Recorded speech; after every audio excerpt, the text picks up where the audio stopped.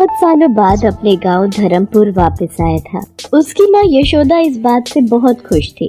रवि बेटा, आज तू कितने सालों बाद गांव वापस आए है। तेरी कॉलेज की पढ़ाई भी खत्म हो गई है। अब एक अच्छी सी लड़की देखकर तेरा ब्याह कर दूं तो मुझे भी शांति मिले। माँ, अभी मैं कोई शादी के झंझट में नहीं फंसने वाला। अभी मुझे पिताजी का गांव में स्कूल खोलने का सपना पूरा करना है। इसी सिलसिले में मैं सेठ ज्ञानचंद जी की जमीन देखने जा रहा हूँ। मैं जानती हूँ रवि बेटा, तेरे बाबूजी की आखिरी इच्छा थी जो वो बीमारी के चलते पूरी नहीं कर पाए थे, वो थी गांव में स्कूल बनाना। मुझे खुशी है कि तू अपने बाबूजी का सपना पूरा करने जा रहा है। रवि अपने पिता का सपना पूरा करना चाहता था, इसीलिए वो सेठ ज्ञानचंद के साथ जमीन देखने के लिए जाता है। रवि बेटा, ये जमीन देख लो, फिर हम सौदा पक्का करते हैं। सेठ जी, मुझे ये जमीन। अरे, ये किसकी आवाज है? इतनी जोर जोर से कौन चिल्ला रहा है? मैं अपनी जान दे दूंगी पर तुझ बदमाश से शादी नहीं करूंगी। देखता हूँ तुझे कौन बचाता है। इस गांव में किसी की हिम्मत नहीं जो बिल्ला को तेरे से शादी करने से रोक सके। क्यों भाई, जब एक लड़की कह रही है कि उसने तुमसे शादी नहीं करनी तो क्यों उससे बेकार जबरदस्ती कर रहे हो? अब तू कौन है जो यहाँ मरने चला आया? बिंदिया से शादी करने से मुझे कोई नहीं रोक सकता, समझ में आया? मैं तुझे रोक सकता हूँ, मेरे होते हुए तू इसे छू भी नहीं सकता। तू भी यही है और मैं भी यही हूँ। रवि और बिल्ला के बीच में लड़ाई शुरू हो जाती है। रवि बिल्ला को बुरी तरह से मारता है। बिल्ला घायल होकर बेहोश हो जाता है। सेठ ज्ञानचंद जी, पुलिस को फोन करके बिल्ला को जेल की सलाखों के पीछे भेजने की जिम्मेदारी आपकी है। अब रवि बेटा, तुम चिंता मत करो, मैं अभी पुलिस को फोन कर देता हूँ। आपका बहुत बहुत धन्यवाद, आपने मेरी जान बचाई। तुम इस गांव में अकेली रहती हो? तुम्हारे माता पिता या कोई रिश्तेदार? मेरा इस दुनिया में कोई नहीं है, मैं बिल्कुल अकेली हूँ। तुम चिंता मत करो, तुम मेरे साथ मेरे घर चलो, मैं तुम्हें ऐसे अकेले नहीं रहने दे सकता। रवि बिंदिया को लेकर घर आ जाता है और सारी बात अपनी माँ को बताता है। पर रवि बेटा, हम कब तक एक जवान और अकेली लड़की को अपने घर रख सकते हैं?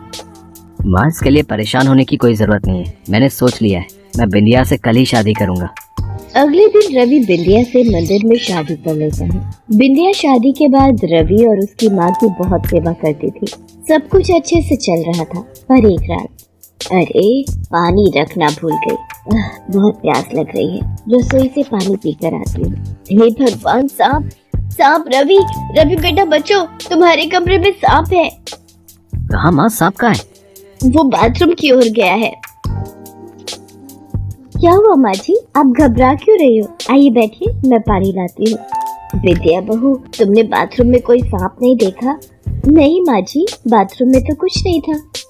रवि की माँ पूरी तरह से डर चुकी थी। उसने जिस सांप को देखा था उसका ख्याल उसके मन से नहीं जा रहा था। रवि की माँ को ये गलतफहमी एक या दो बार नहीं बल्कि कई बार महसूस हो रही थी। उसे लगता था कि घर में सांप है।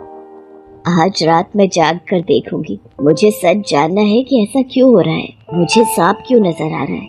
वो रहा सांप, देखती हूँ ये कहाँ जा रहा है। अरे, ये तो रवि के बिस्तर पर चढ़ रहा है। ये क्या? नहीं, ये नहीं हो सकता। इस सांप ने तो बिंदिया बहू का रूप ले लिया। हे ईश्वर, इसका मतलब बिंदिया बहू एक नागिन है। माँ जी रुकिए, रुकिए माँ जी, घबराइए नहीं। मैं रवि को कोई नुकसान नहीं पहुँचाऊंगी। नहीं, तू एक नागिन है, दूर हट, तू मुझे डस लेगी। मैं रवि को सब सच बता दूंगी। रवि बेटा, रवि! माँ जी, आप जानती हो रवि आपकी बात पर कभी विश्वास नहीं करेंगे। मुझे नागिन बनते सिर्फ आपने देखा है, रवि ने नहीं। इसलिए कृपया करके आप मेरी बात सुनो, मैं आपको सब सच बताती हूँ। माँ जी, याद कीजिए, ये उस वक्त की बात है जब आप रवि को लेकर मंदिर गई थी और वहाँ पर रवि को एक नाग ने काट लिया था। कोई मेरे बच्चे को बचाओ, इसे सांप ने काट लिया। उस सामने पेड़ के नीचे एक पहुँचे हुए सपेरे बाबा बैठे हैं और वही आपके बेटे की जान बचा सकते हैं। बाबा मेरी मदद करो, मेरे बच्चे को नाग ने काट लिया है। तुम चिंता मत करो बहन, तुम्हारी बेटी को कुछ नहीं होगा।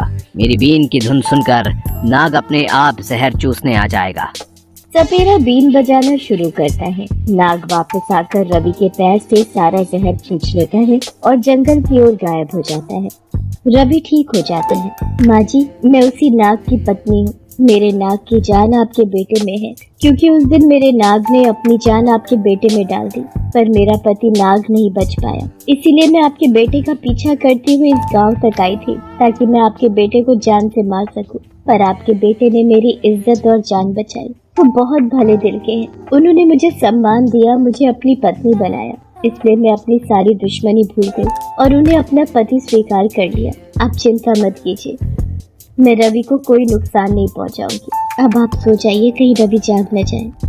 मुझे ऐसे नहीं बैठना, मुझे कुछ करना होगा। मुझे उन सपेरे बाबा को दोबारा बुलाना होगा। रवि की माँ उसी सपेरे के पास जाती है और सारी बात बताती है। उस नागिन के पास नागमणि है, मुझे उसी की तलाश है। माता जी, मैं कल तुम्हारे घर आऊंगा और उस नागिन को पकड़ लूंगा।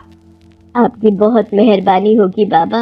वो नागिन मेरी बहू बनकर मेरे घर में आ गई है। अब सिर्फ आप ही हमें उससे बचा सकते हो। मैं आपकी प्रतीक्षा करूंगी। सपेरा रवि के घर पहुंचता है। बीन की आवाज सुनकर बिंदिया घबराहट में आ जाती है। माँ जी, आपने इस सपेरे को क्यों बुला लिया? ये सपेरा मेरी नागमणि चाहता है। इसकी वजह से मेरी जान को खतरा है। ये मुझे पकड़ कर ले जाएगा। तो अच्छी बात है ना, पकड़ कर ले जाए। मैं भी यही चाहती हूँ, और तेरे होने से मेरे बेटे की जान को खतरा है। बाबा, जल्दी से इस नागिन को पकड़ लो। नहीं, मैं नागिन रूप में नहीं आऊंगी, चाहे तुम कुछ भी कर लो। रवि मुझे बचा लो। ये सब क्या हो रहा है? माँ, ये कौन है? और ये जबरदस्ती बिंदिया को अपने साथ ले जा रहा है, और तुम देख रही हो। मैं वक्त पर ना आता तो ये बिंदिया के साथ न जाने क्या सलूक करता। तुम नहीं जानते हो, जिसे तुम अपनी पत्नी कह रहे हो वो एक नागिन है जो तुम्हारा सर्वनाश कर देगी। सर्वनाश तो अब तेरा होगा। मैं तुझे पुलिस के हवाले कर दूंगा। जैसे ही रवि सपेरे को पकड़ने लगता है, सपेरा बीन बजाने लगता है और बिंदिया धीरे धीरे इच्छाधारी नागिन के रूप में आ जाती है। रवि, डरो नहीं, मैं तुम्हें कोई नुकसान नहीं पहुंचाऊंगी। बिंदिया रोते हुए रवि को अपनी सारी सच्चाई बता देती है। मुझे इससे कोई फर्क नहीं पड़ता बिंदिया। तुम्हारी पिछली जिंदगी क्या थी, और अब तुम मेरी पत्नी हो, इसलिए मैं तुम्हारे साथ कुछ गलत होते नहीं देख सकता। मैं तुम्हारे साथ तुम्हारे इस रूप में रहने के लिए भी तैयार हूँ। एक बार तुमने मेरी जान बचाई थी, अब तुम्हारी जान बचाना मेरा कर्तव्य है। अब माता जी, इन दोनों का प्रेम देखकर मेरी भी आंखें भर आईं। मैं ये क्या अनर्थ करने जा रहा था। मैं भी भगवान का भक्त हूँ, फिर मैं किसी के साथ गलत कैसे कर सकता हूँ। इसलिए अब मैं प्रायश्चित करूंगा। मैं अपनी शक्तियों से बिंदिया को नागिन से साधारण मनुष्य बना दूंगा। सपेरा कुछ मंत्रों से बिंदिया को साधारण मनुष्य के रूप में परिवर्तित कर देता है। बिंदिया अब नागिन नहीं थी, वो हमेशा के लिए मनुष्य रूप में आ गई थी। बिंदिया की सास रवि और बिंदिया को गले से लगा लेती है। उसके बाद रवि अपने स्वर्गवासी पिताजी का अधूरा सपना पूरा करता है और बच्चों के लिए स्कूल बनवाता है। रामगढ़ नामक एक गांव में सुजीत नाम का एक किसान अपनी पत्नी उर्मिला और माँ के साथ रहता था। अभी 2 महीने पहले ही उर्मिला ने एक बेटे को जन्म दिया था। बेटे के जन्म के बाद उर्मिला घर के कामों में ज्यादा व्यस्त रहने लगी। उसके पास सुजीत से बात करने का भी समय नहीं रह पाता था। रात में बच्चे के रोने की वजह से सुजीत और चिड़चिड़ा हो गया था। इसी कारण वो उर्मिला से सीधे मुंह बात भी नहीं करता था। एक रात, अरे उर्मिला, ऐसे चुप करा है, नहीं तो मैं कल से आंगन में सो जाऊंगा। तुम सो जाओ, मैं इसे बाहर ले जाती हूँ। आंगन में ठंडी हवा के बीच सो जाएगा। बहू, ला, मुन्ना को थोड़ी देर मुझे दे दे। ऐसे ही दिन बीत रहे थे। सुजीत का गुस्सा बढ़ता ही जा रहा था। एक सुबह, अरे इतनी तेज बारिश हो रही है, आज खेत पर मत जाओ, रहने दो, खेत में पानी भरा हुआ होगा। घर रहकर क्या करूंगा है? कौन सा तेरे पास मेरे लिए समय है? तू सारा दिन या तो रसोई में लगी रहेगी या मुन्ना को संभाले फिरेगी। कम से कम खेत पर जाकर थोड़ा मन ही बहला लूंगा। सुजीत गुस्से में खेत पर चला जाता है। बारिश तेज हो रही थी। खेत के सामने ही एक नदी बहती थी। सुजीत ने देखा एक लड़की नदी में कूदकर अपनी जान ले रही है। सुजीत को तैरना आता था। वो भी लड़की के पीछे नदी में कूद जाता है और किसी तरह उसे बचाकर किनारे पर आता है। लड़की रोने लगती है। आपने मुझे क्यों बचाया? मुझे मर जाने दिया होता। मैं इस दुनिया में बिल्कुल अकेली हो गई हूँ। मेरे माँ बाप इस दुनिया से चले गए। अब मैं किसके सहारे रहूंगी? ऐसा नहीं कहते। भगवान ने हमें जीवन दिया है, इसे हमें ऐसे खत्म नहीं कर देना चाहिए। क्या नाम है तुम्हारा? मेरा नाम काजल है। काजल देखने में इतनी सुंदर थी कि सुजीत उसके रूप पर मोहित हो गया। वो बातें करती रही और सुजीत उसको देखता रहा। सुजीत के खेत पर एक छोटी सी झोपड़ी बनी हुई थी। सुजीत ने काजल को अपनी झोपड़ी रहने के लिए दे दी। अब तो रोजाना ही सुजीत खेत पर आता तो काजल के साथ घंटों बातें करता। काजल उसके लिए गरम गरम खाना बनाती और सुजीत बहुत चाव से खाता। धीरे धीरे सुजीत को काजल से प्यार हो गया और एक दिन उसने अपने मन की बात काजल से कह दी। काजल, मैं तुम्हें अपनी पत्नी बनाना चाहता हूँ। क्या तुम मुझसे शादी करोगी? पर मेरी पत्नी और बेटा भी है। तुम्हें इससे कोई एतराज तो नहीं है ना? आपने तो मेरी जान बचाई है। मेरे इस जीवन पर आपका हक है, तो आपकी पत्नी बनकर मुझे बहुत खुशी होगी।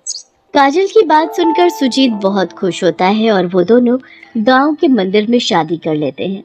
ये बात जब उर्मिला और सुजीत की माँ को पता चलती है तो उन दोनों के पैरों तले से जमीन खिसक जाती है। काजल उर्मिला की सौतन बनकर घर में आ जाती है। अब तो सुजीत हर वक्त काजल के साथ ही समय बिताता था। एक दिन सुजीत को किसी काम से बाहर जाना था। सास अपने कमरे में थी। उर्मिला मुन्ना का दूध गर्म कर रही थी। मुन्ना बाहर आंगन में झूले में सो रहा था। उर्मिला बाहर आई तो उसने देखा कि सांप मुन्ना के बराबर में बैठा है। वो चिल्ला पड़ती है, सांप सांप, भाई मेरे मुन्ना को बचाओ, माँ जी मुन्ना के झूले पर सांप है। क्या सांप? हे भगवान, कहाँ है सांप? बहू, मुन्ना के झूले पर तो कोई नहीं है, लगता है तुम्हें धोखा हुआ है। इतनी देर में सुजीत भी घर आ जाता है और काजल अपने कमरे से बाहर आ जाती है। सुजीत, तुम्हारी पत्नी और माँ बहुत परेशान करती हैं। पता नहीं, मेरे सोने का समय है और मेरी नींद खराब कर रही हैं। उर्मिला, मैंने तुम्हें कितनी बार कहा है, जब काजल सो रही होती है उस समय कोई शोर नहीं करना, पर तुम हो कि मानती नहीं हो। माँ जी, मैंने सांप यही देखा था, मेरी आंखों का धोखा नहीं हो सकता। जब किसी इंसान की नींद पूरी ना हो तो हर तरफ सांप बिच्छू ही नजर आते हैं।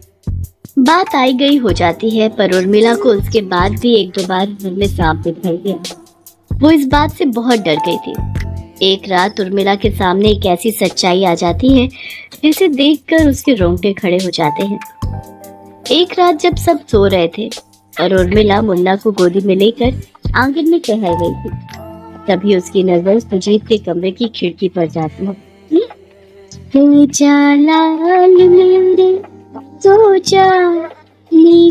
मीठी। अरे, ये इतनी रात में काजल बिस्तर से क्यों उठ गई? ये मुंह में क्या चमकती चीज रख रही है? इसमें नागिन बन गई? मैं ये सब क्या देख रही हूँ? एक नागिन मेरी सौतन बनकर आई है। ये सब क्या हो रहा है भगवान? मुझे सबको ये सच्चाई बतानी होगी। मेरा शक सही था, ये काजल ही थी जो मुझे नागिन के रूप में दिखाई दे रही थी। अब सबसे पहले मुझे इस मणि को अपने कब्जे में लेना होगा। उर्मिला घबरा जाती है। उसे सबकी जान का खतरा था, इसलिए वो इस बात को नहीं छुपाती और जब काजल किसी काम में लगी हुई थी वो उसकी मणि उठा लेती है। उर्मिला सास और सुजीत के सामने पूरी सच्चाई कह देती है। इसे सुनकर काजल गुस्से में आ जाती है। ये औरत झूठ बोल रही है, ये हम दोनों से जलती है सुजीत, इसीलिए ये मेरे ऊपर झूठा इल्जाम लगा रही है। मैं कोई नागिन नहीं हूँ, मैं तुम्हारी पत्नी काजल हूँ। इस पर बिल्कुल भी विश्वास मत करना। अगर मैं झूठ बोल रही हूँ तो फिर ये क्या है? ये मणि तो तुम्हारी है ना, जिसे मुंह में रखकर तुम नागिन बनती हो। उर्मिला के हाथ में अपनी मणि देखकर काजल पागलों की तरह चिल्लाने लगती है। ये मणि, ये तुम्हारे पास कैसे आई? इसे मुझे वापस करो, ये मणि मेरी है। काजल, इसका मतलब उर्मिला सच कह रही है, तुम एक नागिन हो? हाँ हाँ, मैं हूँ एक नागिन, पर आज ये उर्मिला मेरे हाथों से नहीं बचेगी। मेरी मणि कोई नहीं लेगा।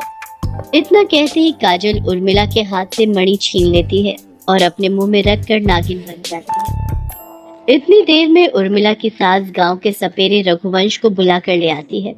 रघुवंश अपनी बीन बजाने लगता है, जिसे सुनकर काजल नागिन के रूप में छटपटाने लगती है।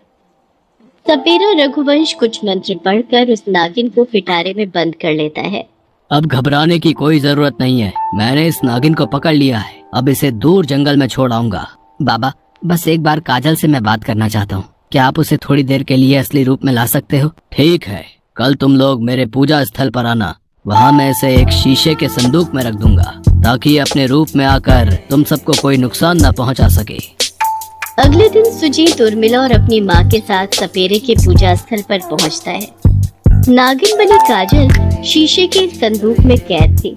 वो अपने रूप में आती है और सारी सच्चाई बताती है। तुमने ऐसा क्यों किया काजल? तुमने मेरे हंसते खेलते परिवार में फूट डलवा दी।